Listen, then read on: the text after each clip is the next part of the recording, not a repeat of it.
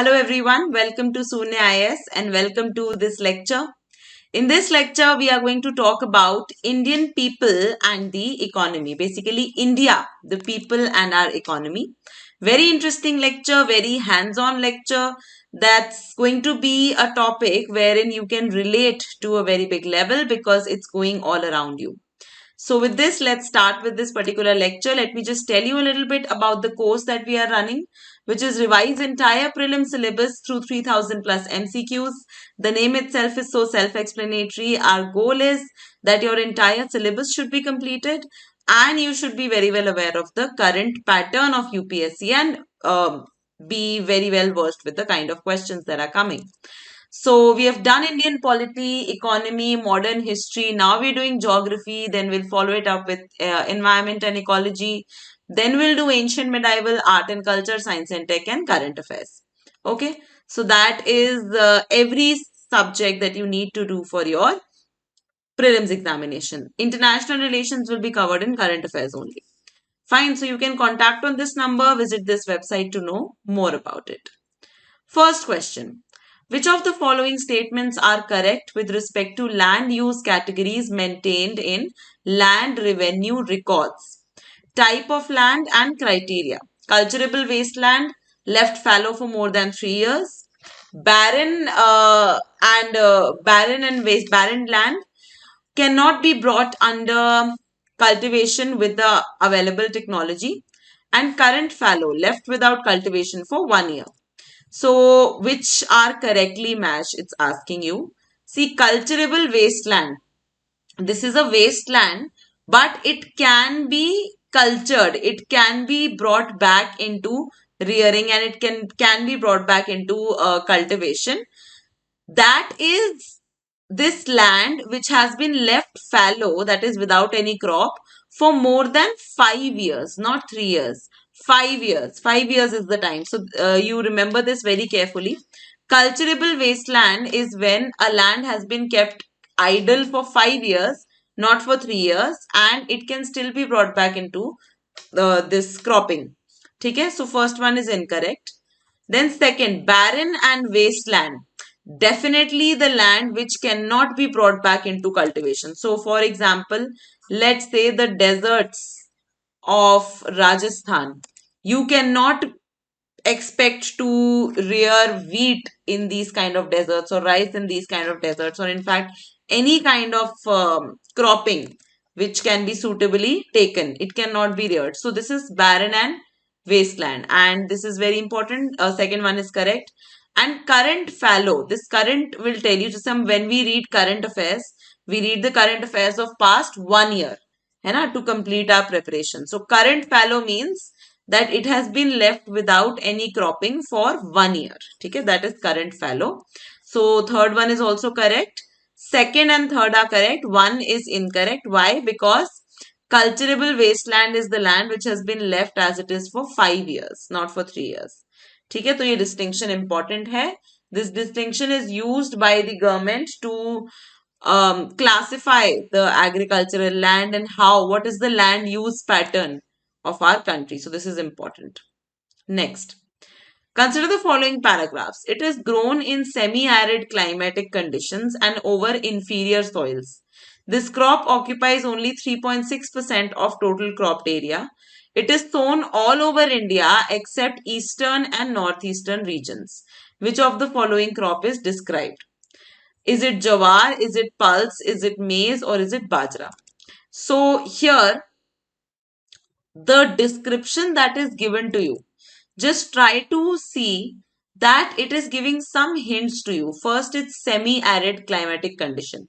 But if you see these 1, 2, 3, 4, all these 4 crops can be grown in semi-arid climatic conditions. They do not need a lot of water.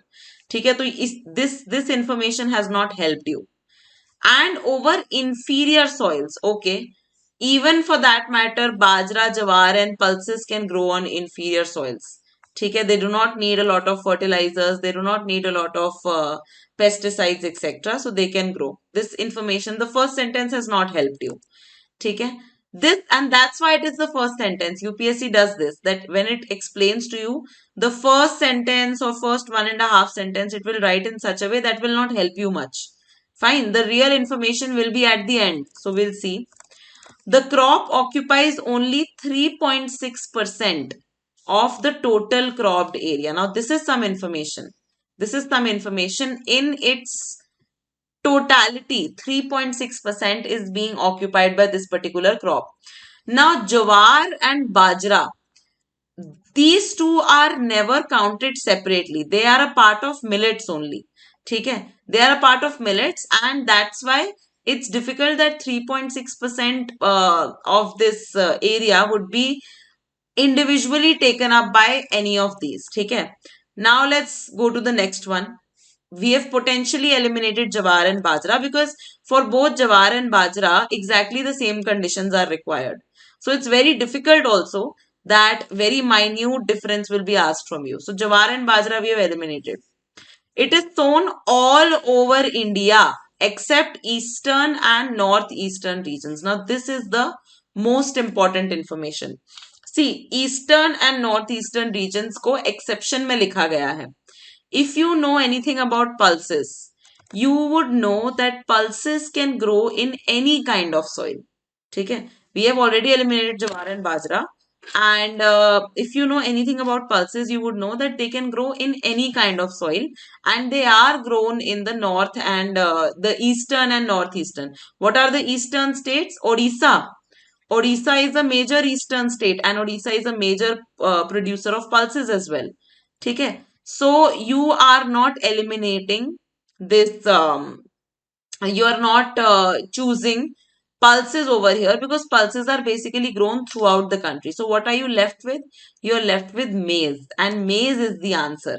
ठीक है, मक्का जो होता है, maize is the answer, and it's an important crop. Now what is our responsibility? That whatever is there to know about maize, we know that. So maize, that is makkah, it is the most important distinction that distinguishes it from other crops is that it is a food crop as well as a fodder crop. Fine. So maize can also be used for livestock rearing. It's a very good crop for livestock and feeding them. So it grows in semi-arid climatic conditions. It does not need a lot of water. It does not need good soil also. 3.6% of total cropped area is under maize. And what are the primary states which grow maize? The most important state is Madhya Pradesh. The second most important state is Andhra Pradesh. Then there is Karnataka. Then there is Rajasthan. And then there is UP.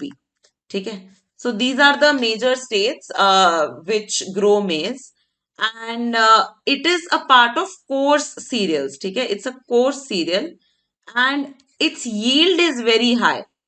Yield is higher than other coarse cereals. So, for example, if you see jawar, bajra, ragi, these are also coarse cereals, but the yield of maize is higher than these coarse cereals. Okay? And the yield, it is higher in southern states and it gets lower progressively. Southern states made the yield is higher and it is lower in the northern states. Okay? ये चीज याद रखना. And always when we are talking about the southern states, they will always have more productivity because there is very good soil. First of all, it's black soil. And second is that they have very good moist conditions.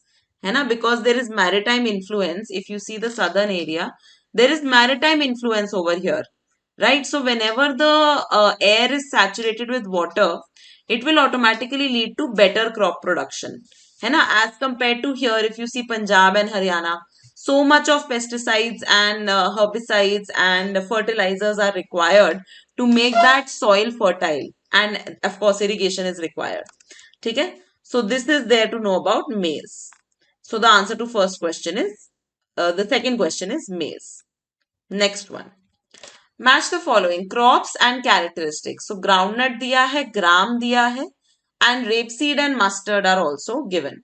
So rapeseed and mustard is taken as a common category. And I'll not read the entire characteristic. You can just pause and move forward. So what are the overall characteristics of these three crops? See, when we talk about groundnut is a crop which is rain fed and it is a kharif crop. Okay, it's a kharif crop. And groundnut, which is basically groundnut hota kya? It is मूंगफली, right? मूंगफली होती है, तो it grows in dry lands. It does not need a lot of water. While in southern India, it is cultivated during the Rabi season also. Southern India, you know what is the Rabi season? Rabi season starts somewhere around November and goes somewhere till March, April, right? So in the southern area, because there is no major change in seasons, groundnut can grow as a rabi crop also. Otherwise, it's a kharif crop. So groundnut के ये characteristics हो गए. If we talk about gram or gram is a very easy crop to grow. ठीक है, gram ऐसा crop है जिसके लिए you just need 1 or 2 light showers or irrigation. You don't need a lot of water. So again, it becomes what? It becomes a dry land crop. ठीक है.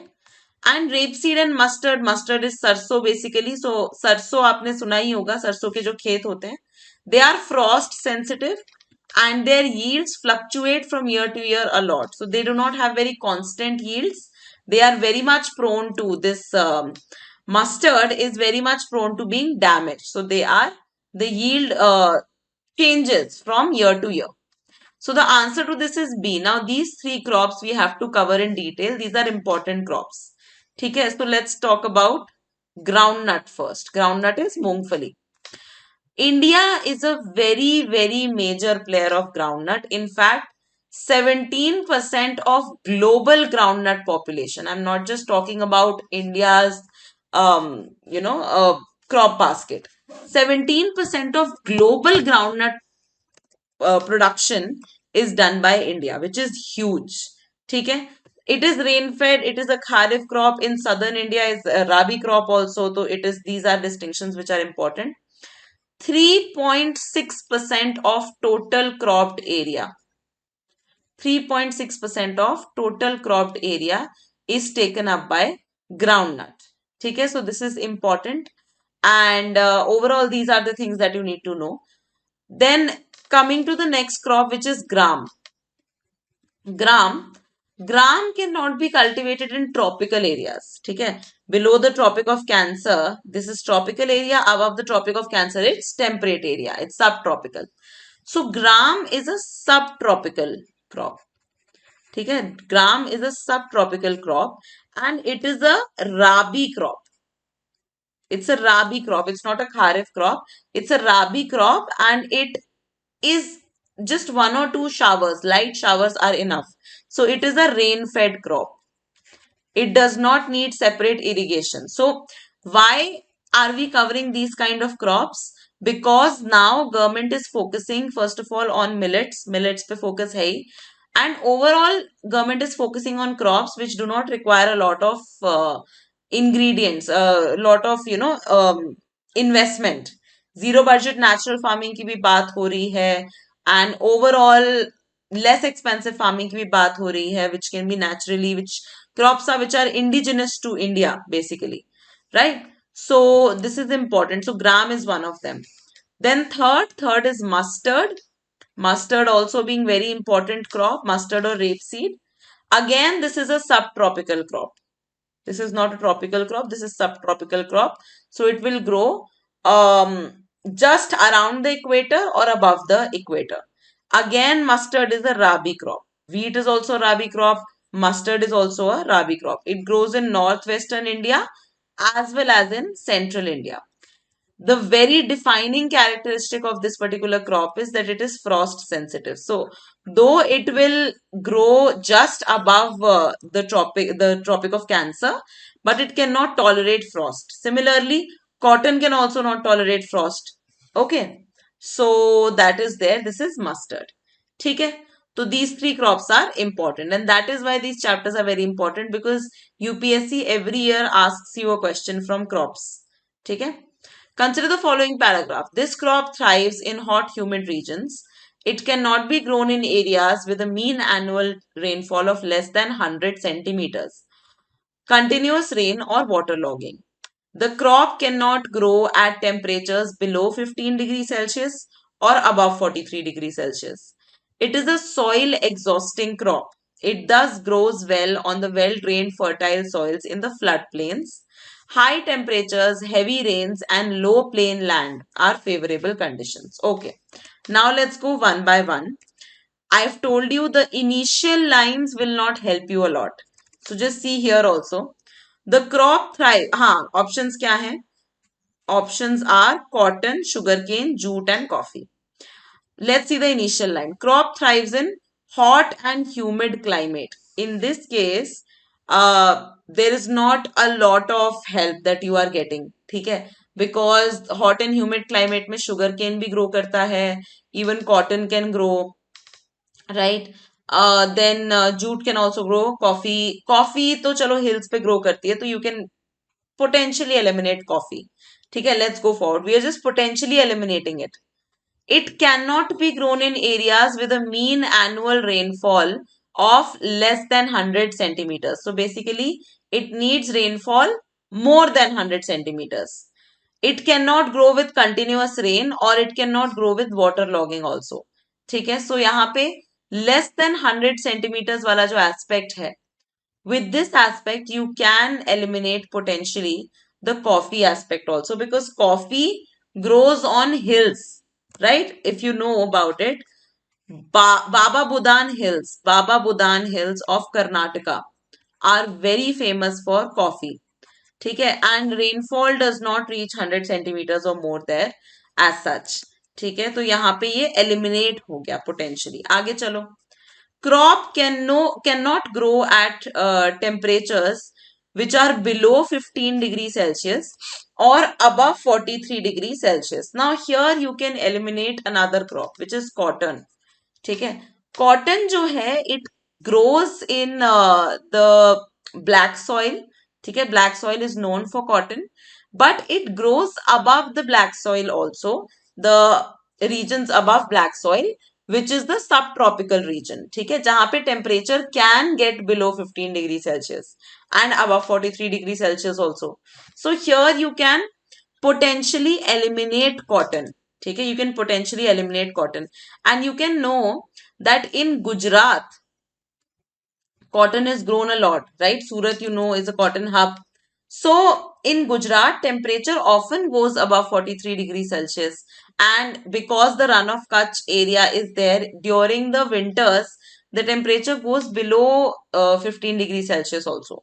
ठीक है, तो यहाँ पे थोड़ा सा लॉजिक लगा के you can eliminate cotton. Then it is a soil, but यहाँ पे भी आपको major information नहीं मिली है. Till here also you have not got any major information.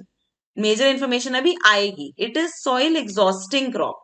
It is a soil exhausting crop. Now sugarcane is also a soil exhausting crop. Coffee is not a soil exhausting crop. Why? Because coffee is already grown on poor soils. Coffee does not need a very rich soil to grow.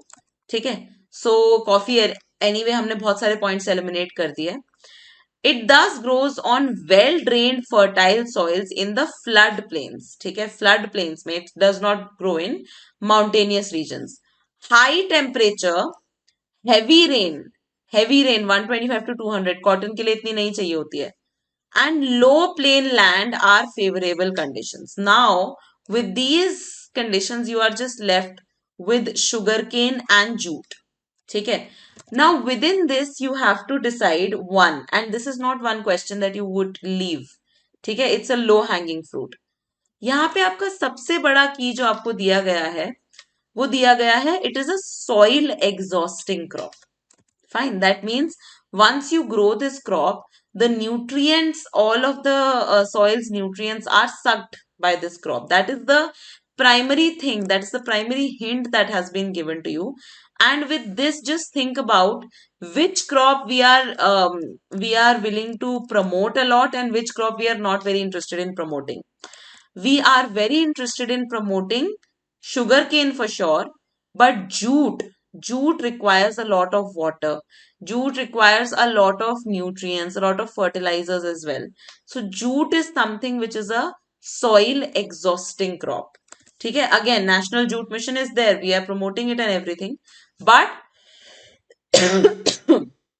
it doesn't change the fact that jute is a soil exhausting crop. So answer to this is C, jute. Now, I understand that this can be a difficult question. So what I'll do is these four crops, all of these being commercial crops. Okay. Out of this, two are non-food crops, and sugarcane and coffee. These are basically plantation crops only. So all these four, these are cash crops, and we will cover them. It's very important that we cover them. So let's just start with cotton. Okay. Cotton is indigenous to India. Okay, since the Indus Valley civilization, we have seen that we used to grow cotton. Okay, so it's not something that has been brought in by Europeans. It is a kharif crop. It's not a rabi crop. It's a kharif crop. It's a summer season crop. It requires 6 to 8 months to grow. 6 to 8 months to grow. And it is a crop which is very drought resistant. Okay, it is a drought resistant crop. That means it will not require a lot of water. It will not require a lot of water. So cotton is that kind of a plant. Now, how much water does it require? It requires hardly 15 to 100 centimeter of water. That's it. 15 to 100. So यहाँ से आप eliminate कर सकते हैं, because what were the options that were given to you? That it cannot grow. This particular crop cannot grow in less than 100 centimeter of rainfall. But cotton does not require this much rainfall. It just requires 50 to 100 centimeter of rainfall. Temperature required is very ambient. It is 21 to 30 degrees Celsius. Okay, it is this much temperature is found in most of India. And we require the black soil, the well-drained black soil, which is called cotton soil, which is also called regur soil also. And it should be well-drained. Okay, that should be the primary thing. Very important thing to remember. Largest producers of cotton across the globe. India is the largest producer of cotton across the globe, followed by China, followed by the United States of America. ठीक है, ये तीन countries हैं जो आपको याद रखनी है. Now within India, what are the top cotton producing states? States में जैसा मैंने आपको बताया, स्टेट्स में we have Gujarat at the top, है ना, most understandable. Gujarat is at the top. Surat say you will remember that Gujarat is at the top. Then after Gujarat, we have just the neighboring state of Gujarat, which is Maharashtra. And if you know a little bit of polity, which I have taught you, you should be knowing that. Gujarat and Maharashtra were a part of the same state, which is Bombay. And they were the first two linguistic states to be created in which year? 1956, right? State Reorganization Act. So, important, right? Then we have Telangana, the third one when it comes to cotton. Then a very surprising entry is Rajasthan. Rajasthan is at the fourth spot. And then there is Andhra Pradesh. ठीक है, तो cotton के बारे में, because cotton is such an important, holds such an important place in our history, है ना, मोहनजोदारो से हमें cotton remains मिले थे. So that's why it's very important to know exactly where and how cotton is grown. And another very important thing to know is that cotton को लेकर जो conditions हैं, apart from that the issues related to cotton also can be asked, related to footloose industry and its usage, etc. So it's very important that you know this particular crop. Cotton is one of the most important crops that is there. ठीक है. So after cotton we had what? Sugar. Now sugar comes from sugar cane, so sugar means sugar cane only. Very water intensive crop, and this requires high temperature. 21 to 27 degrees Celsius का इसको temperature चाहिए होता है, which is basically hot and humid climate. Rainfall quite a lot of rainfall is required. 75 to 100 centimeters of rainfall is required, which is on the higher side as compared to cotton.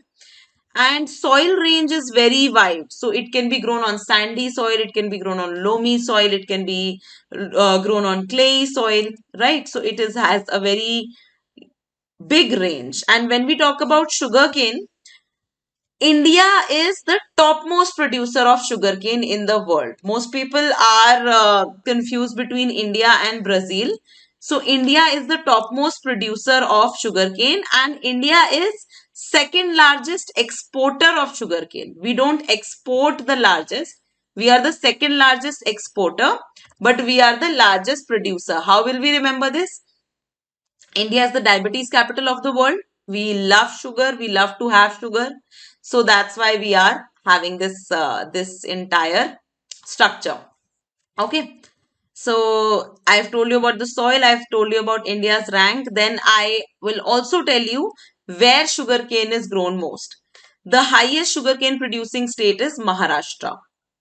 You would be knowing this because Maharashtra's sugarcane mills are very famous. कई बार strikes भी होती रहती है वहां पर, right? So Maharashtra, then there is UP, and then there is Karnataka. Fine. So two southern states and one northern state. Maharashtra is not typically a southern state, but overall you can just have an idea. ठीक है? So that is about sugar cane. The third crop that we need to discuss here is coffee. Coffee being a cash crop, and again hot and humid climate is required. Hot and humid climate, and climate can range up to 15 to 28 degrees Celsius. Okay, so this is important. Coffee's climate can range from 15 to 28 degrees Celsius, which is similar to jute, but then coffee grows on hills. Now, what is the kind of rainfall that is required? Rainfall required is higher. 150 to 250 centimeter rainfall is required. So this is there. I think earlier I said that lesser rainfall is required. That was not correct. I'm just telling you the correct range. 150 to 250. So it's more than cotton, more than sugarcane as well. Very important distinction that it always grows on hill slopes. ठीक है? Hill slopes that should be 600 to 1000 meters above sea level. ठीक है? ये coffee के distinctions हैं. Highest amount of coffee is grown in Karnataka, Baba Budan Hills. I have told you already. Then Kerala, then Tamil Nadu, then Andhra Pradesh, then Odisha. Fine. So Karnataka is the primary state, and Karnataka is so important that it grows about 70% of our coffee. 70% of Indian coffee is grown by Karnataka. Then, of course, the answer, which is jute, very water intensive crop, very soil degrading crop. It's a soil exhausting crop. याद रखना इसके बारे में. And overall, it also needs well-drained soils. It needs very high temperature. 24 to 35 degrees Celsius का इसको temperature चाहिए, which is very high. And which is the highest jute producing state? You all know, West Bengal. Lot of jute is also grown in Bangladesh also. Very high rainfall is required. 125 to 200 centimeters of rainfall is required. ठीक है? So ये चार crops हो गए. चारों ही at least sugarcane, coffee and jute. These are plantation crops as such. Cotton is more of a regular crop, but then cotton and jute become more of non-food crops. ठीक है? तो चारों ही important हो गए. Next. Which of the following are incorrect with respect to Central Groundwater Authority? It is a statutory body under Water Prevention and Control of Pollution Act 1974, and Central Groundwater Authority frames guidelines for the grant of NOC for groundwater abstraction नहीं extraction है ये by industries or projects. Which of the given statements are correct? So Central Groundwater Authority, how is it coming? You would say that, ma'am, any authority. Now you will ask, how will we answer? Central Groundwater Authority, my dear, has been asked in PYQs twice in the last 3 to 4 years. It was once asked in 2021, 2022 mein it was asked, and even in 2021 or 2020, One of these years it was asked. Very important authority. And it is definitely a statutory authority, but not under Water Act. It is under Environment Protection Act 1986. And this was the exact question that was asked, that EPA के under which authority is created. ठीक है, so first is incorrect. And Water Act के under कौन सी body आती है? We have studied about this. Central Pollution Control Board, CPCB, right? Remember? Central Pollution Control Board. So first is incorrect, because incorrect statement, is it asking incorrect statement or correct statement? It is asking incorrect statement. Isko incorrect hi rakho. ठीक है? So first is incorrect. That's why it's correct for this answer. And CGWA frames guidelines for grant of NOC. This is definitely correct. So for this answer, this is incorrect. Fine. So one only is the answer over here. Central Groundwater Authority becomes important. Okay, match the following. Place and minerals found. Lohardaga, Nellore and Singhbhum, ये 3 जगहों के नाम दिए हैं और कहां पे कौन सा मिनरल पाया जाता है, it has been asked. So just what is important here is that you know about these 3 minerals, and then we will see that what are the areas. The answer to this is actually A. That is Lohgarh में bauxite मिलता है, नेल्लोर में mica मिलता है and Singhbhum में copper मिलता है. Now our job is to make sure that these metals are very clear to you. ठीक है. So bauxite, let's talk about bauxite first. India is a major producer of bauxite, and bauxite का use क्या है? Basically bauxite is used in the production of aluminium. These kind of questions are also asked, that which metal is used in the production of which other metal. Fine. So I'll give you an example. There was this question in 2023 where it was asked that ilmenite and rutile are used in the production of which metal, and the answer to that was titanium. Okay, so very important that you know, especially because all these metals have been asked in PYQs. So bauxite is used in the manufacturing of aluminium, and it is found in tertiary deposits. Okay, so southern side, the Odisha side, Tamil Nadu side, the tertiary deposits are the most recent deposits. Fine. And always know that metals are found wherein there was, in earlier times, there was volcanic eruption. So if this is the Indian map, where was volcanic eruption happening? In this entire region it was happening, right? And it is all basaltic rock. And in the basaltic rock, we will have multiple metals. But here we will not have a lot of metals. In the Chota Nagpur Plateau, above the Chota Nagpur Plateau, we will have coal. We will have more of coal. So just this side, the Jharkhand, Chhattisgarh side will have metals. But above that, wherein the Ganga is flowing, there will be more of coal. Okay? There will not be as such metal. So these are very fine distinctions. Tertiary rock is the most recent rock stage that is found. Fine. So bauxite is found in tertiary. Odisha is the largest producer of bauxite, and there are some important locations. For example, Kalahandi, Odisha. Just know these locations because these are given in NCRTs also. Then Sambalpur, again Odisha. Bolangir. And another area which you would have heard of is Koraput. Koraput का जो agricultural system, the organic agricultural system of Koraput, rice cultivation is very famous. It has been given the geographical agricultural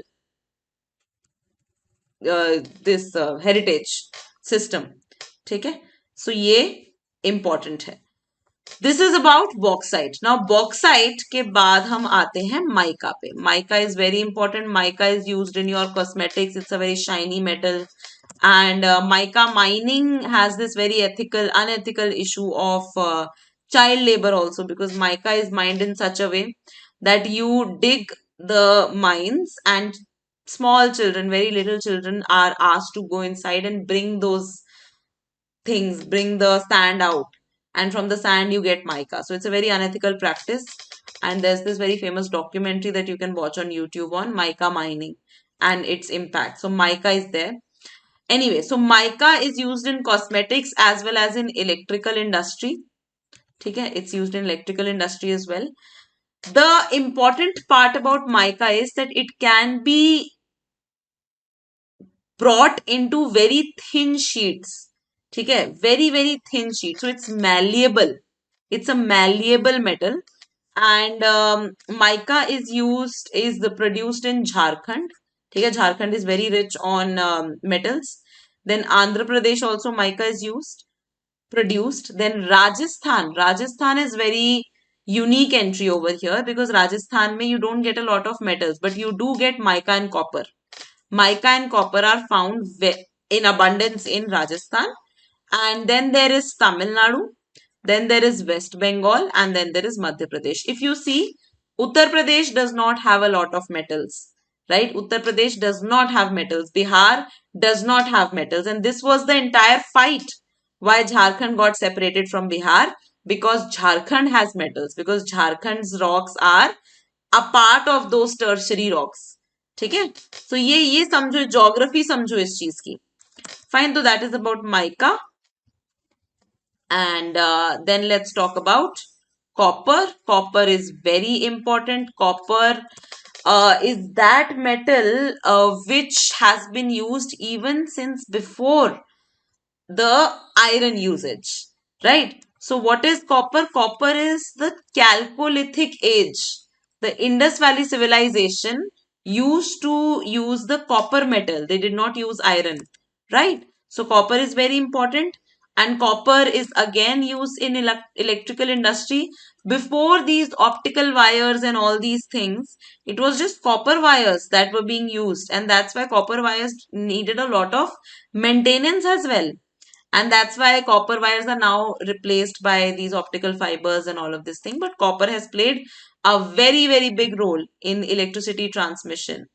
So what is the good thing about copper? You can make a lot of alloys with copper. You can mix copper metal with a lot of other metals. You can mix it with iron, you can mix it with tin, है ना? So ये सारी चीजें हैं, and it is malleable also. Malleable means it can be brought into sheets, and it is ductile also. It can be brought into the thin wires also. So very good metal, very precious metal. And copper is even mixed with gold to give it strength, right? Copper is a strong metal. Gold is not a very strong metal.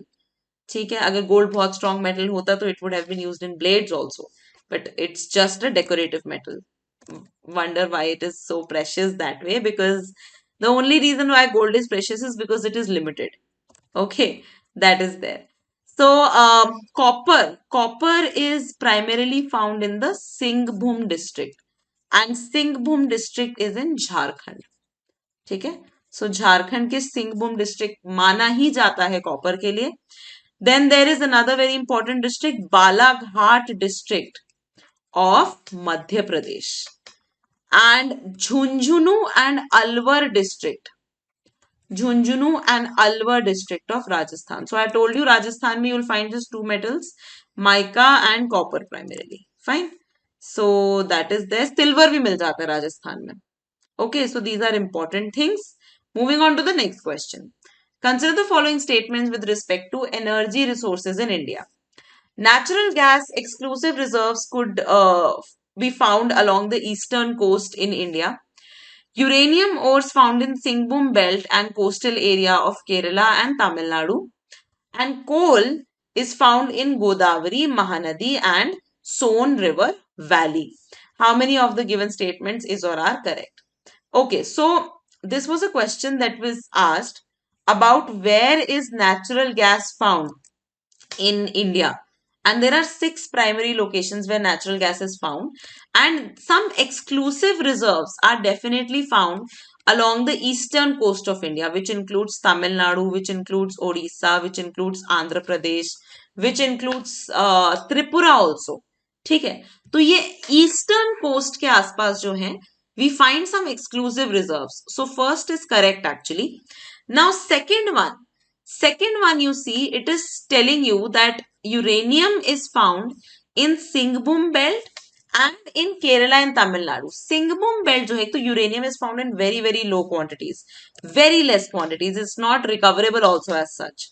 Uranium के लिए we are almost 100% import dependent. But anyway, uranium ores are definitely found in Singhbum belt. What is Singhbum belt? Singhbum belt is this. If this is Gujarat and this is, let's say, this area, this becomes the Singhbum belt. Okay. Now, here definitely uranium ores are found, but in Kerala and Tamil Nadu, uranium is not found at all. But there is a very important element that is found over here, from which questions have been asked multiple times. It is monazite. In the beach sands, the monazite is found. Fine. So that is a very important distinction. Monazite is not found in overall non-coastal areas, but uranium is found in non-coastal areas. That is the Singhbum belt. Okay, so second is incorrect. And third, coal is found in Godavari, Mahanadi, Son River Valley. This is absolutely correct. Okay, so Mahanadi is above. Then there is Godavari and Son River Valley is also there. Son, S-O-N भी लिखी जाती है. It's a tributary of Ganga. Okay, we'll study about the rivers, etc. So that is the thing. That third one is correct. And always know that wherever coal is found, natural gas will always be found there. Okay, so here only two statements are correct, 1 and 3. And it is important to know where coal, natural gas, uranium, monazite, these things are spread out. Next question. Consider the following statements. Port and its characteristics. Kandla Port, is it the largest container port? Vishakhapatnam Port, is it a landlocked harbour? And Chennai Port, is it an artificial port? So consider the following statements. में आपको options easy दिए हैं. If you eliminate one, you will be able to reach at the correct answer. So here, Kandla Port, see Kandla Port and the SEZ, which is Special Economic Zone associated with it. It was the first SEZ of entire Asia, exclusive the Special Economic Zone. Fine, but it is not the largest container port. Container port means where big containers of goods are brought. है ना, that's a container port. So largest container port कौन सा ये जानना जरूरी है. It is Jawaharlal Nehru port, जिसे नावा शेवा भी कहा जाता है. नावा शेवा or Jawaharlal Nehru Port, and this port was developed to reduce the traffic on the Mumbai port. Okay, so that is important. Now Kandla Port is also handling large cargo, but it is not the largest container port. Largest container port is Jawahar Nehru Port or Nhava Sheva. Vishakhapatnam Port is definitely a landlocked harbour, and Vishakhapatnam Port is in Andhra Pradesh eastern coast. Very important that, let's say, if this is Andhra Pradesh coast, this is Vishakhapatnam, so there will be a small channel of rocks and sands which is basically making it not directly related to the sea, but there is a small gap between the sea and the port. ठीक है. Similarly, Kolkata port जो है, Kolkata port is an inland riverine port. So Kolkata port is on the river Hooghly. ठीक है, it is not on the sea. So it's important. And Chennai port. Chennai port is definitely an artificial port. And overall, it's not a very big port. It is not suitable for very large ships because the water near it is very shallow. Okay, water near it is very shallow. Now I have a question for you and you need to answer it in the comments.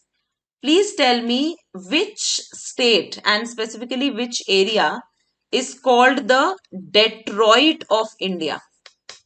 Which area is called the Detroit of India? Please tell me this. What is Detroit? Detroit is an area which is famous for automobile production. So which area in India is called the Detroit of India? Please tell me. So answer here is 2 and 3. A is incorrectly matched. Kandla is not the largest container port. Next. Consider the following statements. Uranium enrichment of U-235 isotope to only 3 to 5% is required for electricity generation.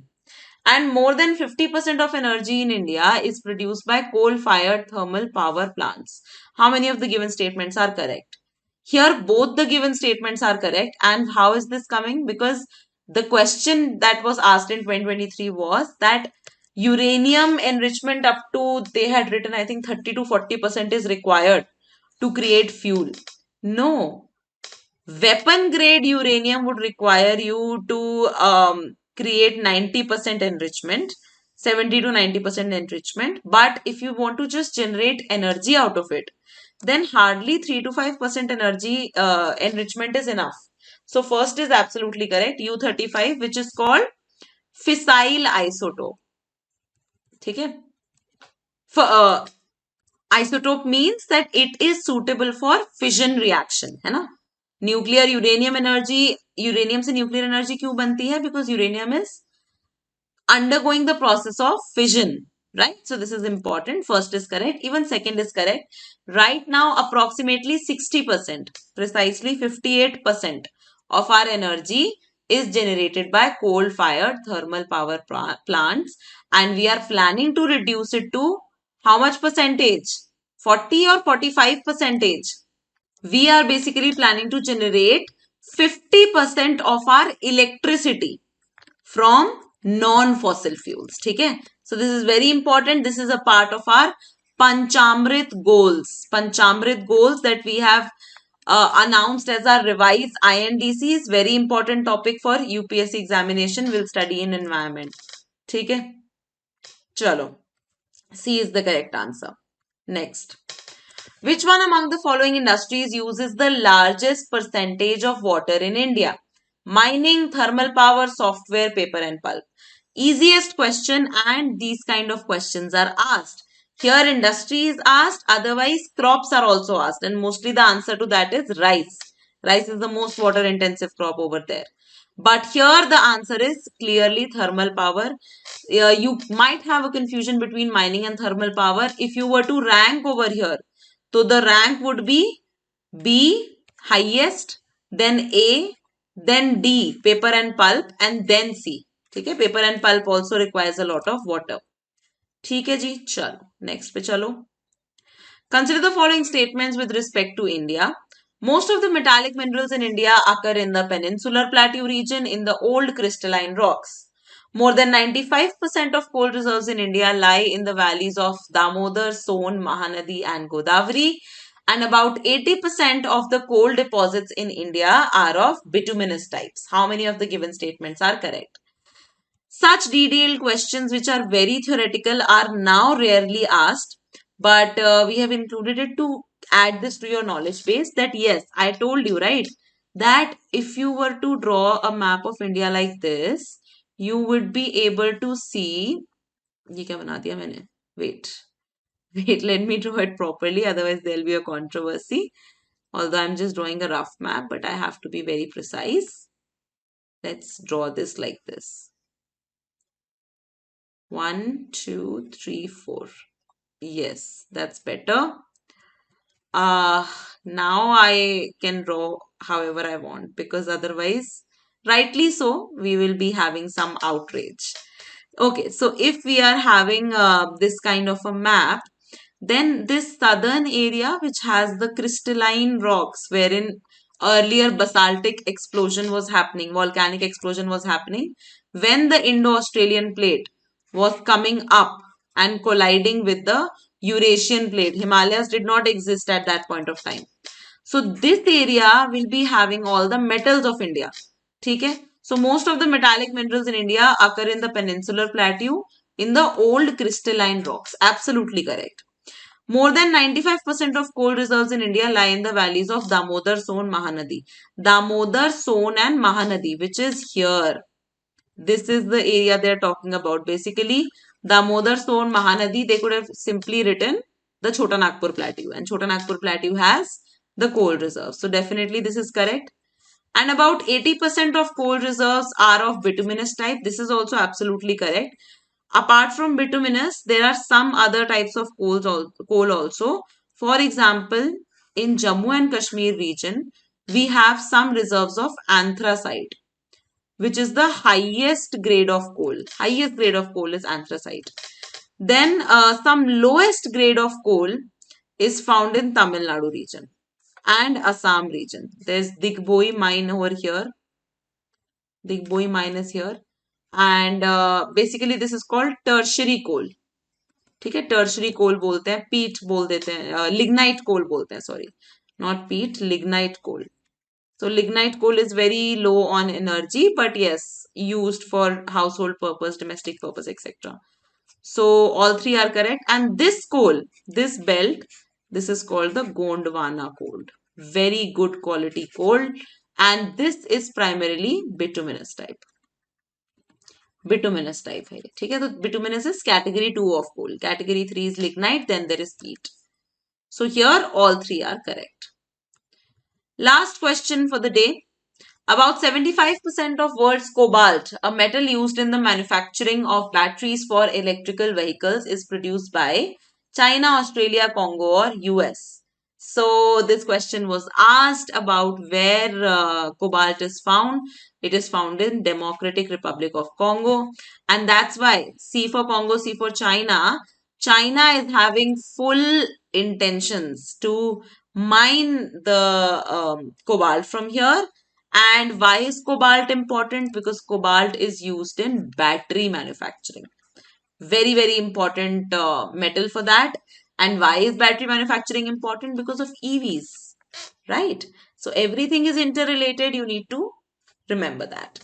Answer here is Congo. And yes, with this, we are at the end of human geography. Now, of course, we have just touched upon a few aspects, giving you some direction on how to, cover the entire course. So, how to cover this entire subject, human geography, is that you cover it from class 12th NCERT or the Sunya book, whichever source you are following. And from the next class, we are going to do Indian geography, from where maximum amount of questions are being asked. Okay, it's very important.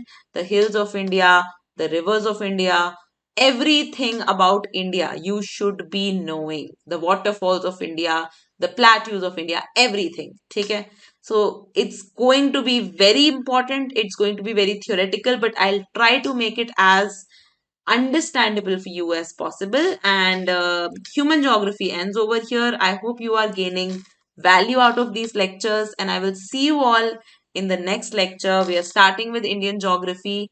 Do not forget to be regular with these classes, and if you do not wish to spend a lot of time in these classes, you can go for the course. You will be finding the question and answer booklet.